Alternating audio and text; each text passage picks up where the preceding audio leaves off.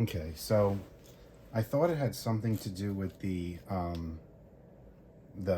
pins on the PCB board.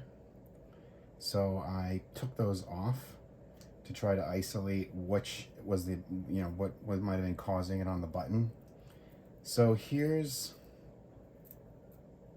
yellow and orange are these two, and here's a continuity tester on a multimeter.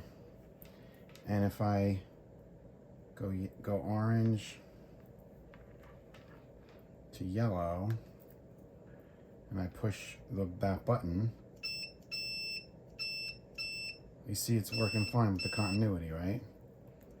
But now if I put the same button in here, it just goes crazy. It's shorting somewhere. But if I go on a different button, just to prove out that it's not the floppy EMU, I put it in here, and now when I push that button, what did I do wrong? Oh, sorry, two pins. If I put it in a different button, it's working fine. The exact same action. So the same action button works fine on this button, but when I do it on this one, it just goes crazy. I can't figure out what it is. It must be a faulty button.